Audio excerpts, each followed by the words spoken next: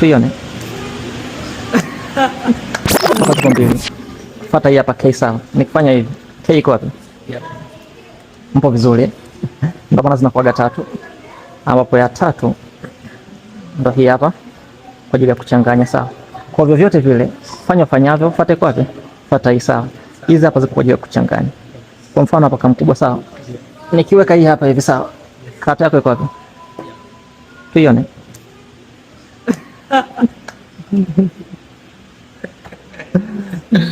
Okay, nimeenda haraka sasa hivi ndio taratibu sawa. I'll go slow sawa.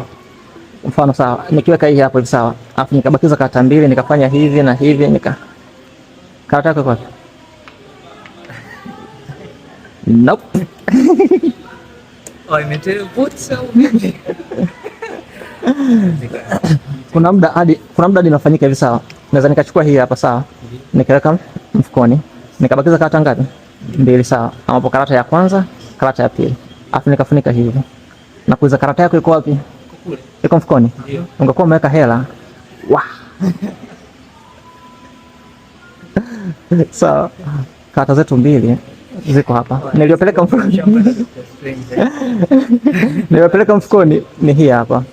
Haukuzingatiwa. Magic. Kwa mfano sawa, unaona? Nikichukua hii hapa sawa.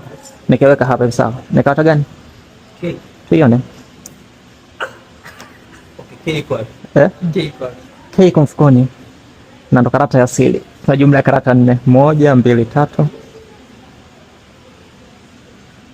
4. Na ndo hii hapa ndo inaamua kila kitu kwenye mchezo hii K.